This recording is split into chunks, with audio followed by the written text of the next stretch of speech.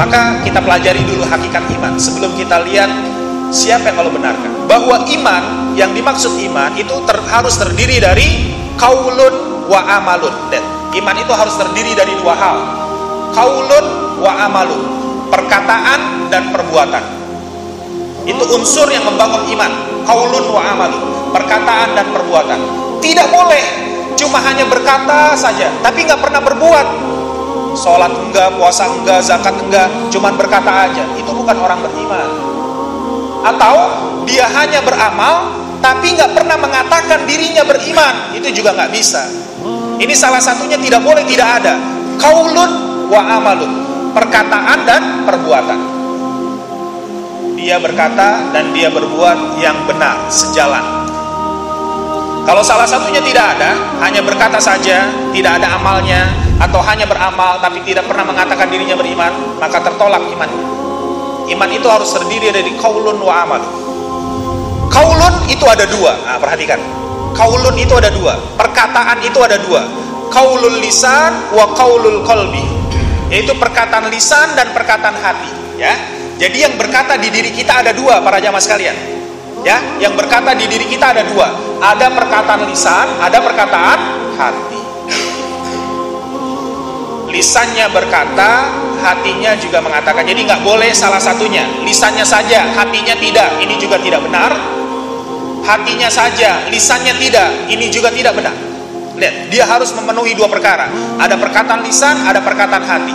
Apa itu perkataan lisan? Perkataan lisan adalah, ya, perkataan lisan itu adalah al-iqrar, yaitu ikrar, pernyataan. Dia menyatakan amantu billah, saya beriman pada Allah, atau asyhadu alla ilaha illallah, gitu, atau yang sejenisnya. Dia mengucapkan dengan lisannya. Kemudian apa? Perkataan hati itu adalah at-tasdiq, yaitu membenarkan. Lisannya mengucapkan, hatinya membenarkan. Lihat, ini yang dimaksud perkataan. Perkataan itu perkataan lisan dan perkataan hati. Tidak boleh salah satunya. Cuma lisannya saja, hatinya ragu, nggak boleh begitu. Atau hatinya yakin, tapi nggak pernah mengucapkan, nggak boleh juga. Sekarang kita lihat, ada nggak orang Islam ragu sama Islam? Ada nggak? Itulah dia, kenapa tadi Allah tolak gitu loh. Itulah dia, kenapa tadi ada orang-orang yang ditolak. Bisa jadi apa? Hatinya ragu. Ada orang Islam ragu sama Islam. Dia bilang apa? Apa iya kalau negeri ini menerapkan syariat, Indonesia bakal jadi baik? Jangan-jangan kita malah pecah belah, nanti hancur lebur negara kita, gitu. Dia anggap Islam sebagai sumber kekacauan, bayangkan. Luar biasa itu perkataannya, ya. Wanita-wanita begitu. Apa iya kalau saya berbusana muslimah terdapat jodoh, gitu dia. Apa iya masa depan saya cerah kalau saya jadi karyawan, saya menegakkan syariat Islam? Takut terhalang masa depannya, karirnya. Banyak orang ragu dengan Islam. Lihat, juga nggak bisa yakin tapi nggak pernah mengucapkan, ya nggak bisa. Dia harus mengucapkan dan harus meyakini. Beda orang yang imannya benar dengan munafik, bedanya apa? Nah, di sini nih bedanya. Perhatikan surat ke-63 ayat yang pertama sampai ayat kedua. Surat ke-63 ayat yang pertama sampai ayat yang kedua. Di ayat yang pertama dijelaskan, a'udzubillahi minasyaitonirrajim. Idza ja'akal munafiquna qalu, apabila datang kepadamu Muhammad orang-orang munafik, mereka berkata, qalu nashhadu innaka la rasulullah, kami bersyahadat. Ya, orang munafik berkata apa? Nashhadu, kami bersyahadat, innaka la rasulullah, bahwa engkau adalah Rasulullah. Wallahu ya'lamu innaka la rasuluh, dan Allah pun tahu bahwa engkau memang Muhammad adalah rasulnya.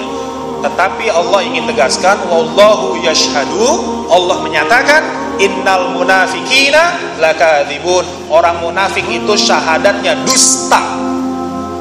Jadi orang munafik itu syahadat juga, para jamaah sekalian, ya. Orang munafik itu syahadat juga lisannya.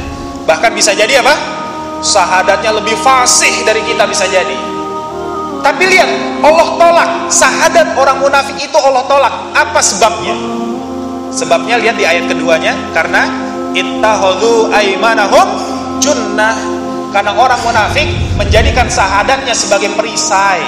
Dia tutupi kekafirannya supaya orang nggak tahu bahwa dia kafir. Dia pura-pura Islam. Pura-pura Islam. Jadi lisannya ngomong, hatinya sebenarnya nggak suka sama Islam itu, benci. Itu ada orang seperti itu.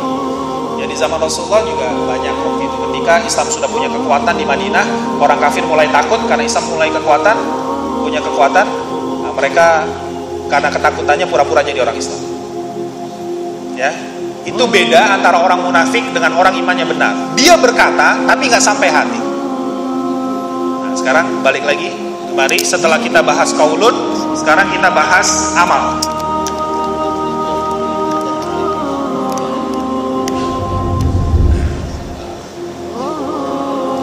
Dan amal pun ada dua. Nah, ya, amal ada dua.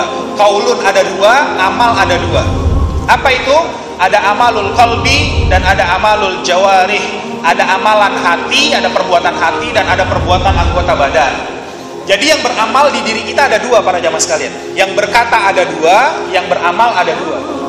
Yang beramal adalah amalan hati dan amalan anggota badan. Dan tidak boleh salah satunya tidak kita kerjakan.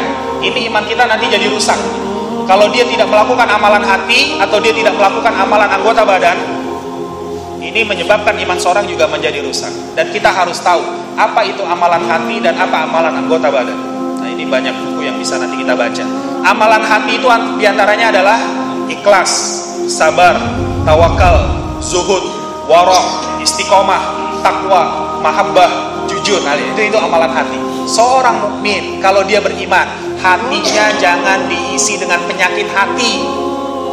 Hatinya harus diisi dengan amalan yang benar. Jangan isinya malah riya, hasad, dengki, malah cinta dunia, ya malah suka dusta. Nah, itu bukan orang beriman. Masa hatinya kayak begitu orang beriman? Orang beriman tuh hatinya diisi dengan amalan-amalan hati yang baik. Ada ikhlas, ada sabar, ada tawakal, ada zuhud, ada wara, ada istiqomah, ada takwa, ada mahabbah, ada jujur. Itu satu persatu harus dipelajari. Ikhlas itu apa? Bagaimana cara mengamalkannya? Apa itu sabar? Apa jenis-jenis sabar? Bagaimana cara mengamalkan sabar? Satu persatu harus dipelajari supaya hati kita baik. Makanya orang beriman itu hidupnya baik, ya kan? Orang beriman hidupnya baik, dan hatinya saja baik. Harus ada amalan hati. Kemudian apa? Amalan anggota badan. Seperti tadi kita sholat, itu amalan anggota badan. Kita tawaf, ya, lontar jumroh atau sa'i, atau kemudian mengambil gangguan dari jalan, atau kita berjihad fisabilillah, menutup aurat, makan minum pakai tangan kanan. Nah, itu amalan-amalan anggota badan. Sekarang ada nggak orang Islam hatinya rusak? Ada nggak? Banyak. Ya kan? Ada orang Islam melakukan amalan anggota badan tapi milih-milih, ya, sholat mau, puasa mau, tapi jihad nggak mau, nah gitu misalnya. Ada amalan anggota badan tapi milih, ini tetap rusak. Harusnya dikerjakan semaksimal mungkin. Mana yang sudah bisa kerjakan, mana yang belum bisa, ya belajar, gitu loh. Jangan dipilih-pilih, nggak boleh. Kalau kita sengaja melakukan amal pilih-pilih, nanti iman kita batal lagi, rusak lagi. Ini definisinya sederhana, tapi lihat, banyak orang nggak terpenuhi kriteria kayak begini. Banyak orang Islam hatinya ragu, cuman bisa ngomong. Banyak orang Islam hatinya diisi dengan amalan yang rusak. Kalaupun amalan anggota badan milih-milih. Makanya itu yang menjadi sebab kenapa imannya ditolak. Nah, penjelasan ini dapat kita lihat keterangannya di dalam surat Al-Hujurat ayat ke-14 sampai ayat ke-15. Di dalam surat Al-Hujurat yang pertama, Allah jelaskan, a'udzubillahi minasyaitonirrajim, yang berdasarkan keterangan tadi. Qalatil a'rabu amanna. Datang orang Arab Badui, datang orang Arab dusun, orang Arab kampung datang, tiba-tiba menemui Rasulullah, berkata apa? Amanna, saya sudah beriman, kami sudah beriman. Tiba-tiba datang ke hadapan Rasulullah ngomong kayak begitu.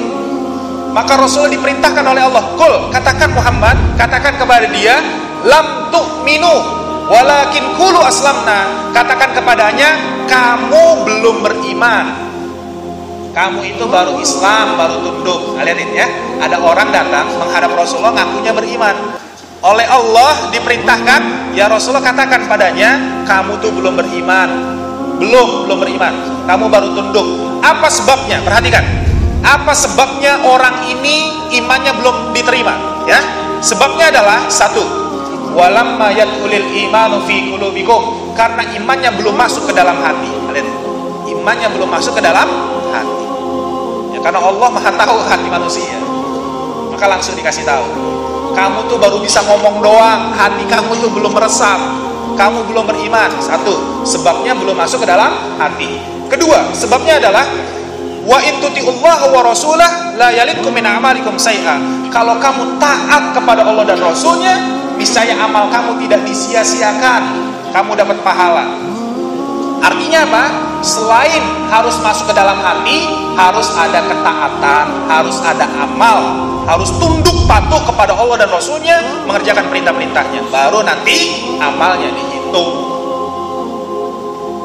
Maka kemudian ditegaskan di ayat ke-15-nya. Di ayat ke-15-nya maka dikatakan apa? Innamal mu'minuna, maka yang disebut orang beriman adalah, ya, maka yang disebut orang beriman itu siapa?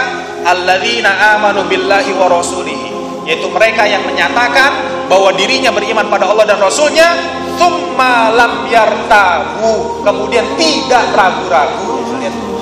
Setelah dia menyatakan iman, kemudian tidak ragu.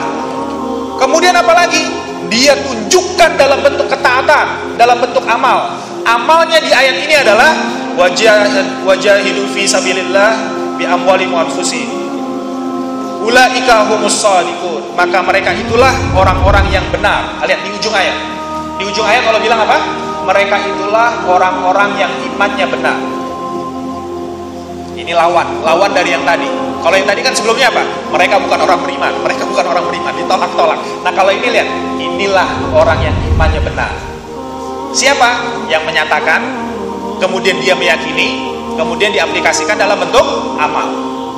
Bahkan amalnya, perhatikan, amalnya di ayat ini luar biasa. Yang dicontohkan langsung mathalul a'la, langsung contoh yang paling ideal, yaitu apa? Jihad fi sabilillah. Amalnya tidak dicontohkan, engkau beriman pada Allah dan Rasulnya, tidak ragu, kemudian kau senyum pada saudaramu. Nggak begitu ternyata. Tapi ternyata yang dipilih adalah jihad fi sabilillah, tidak menghilangkan gangguan dari jalan. Kenapa begitu? Ya karena sirwatus sanamil Islam al jihadu fi sabilillah, karena puncak amal tertinggi dalam Islam itu adalah jihad fi sabilillah. Jadi kalau orang melakukan amal harus sampai puncaknya. Insya Allah yang bawah-bawahnya itu harusnya sudah lewat.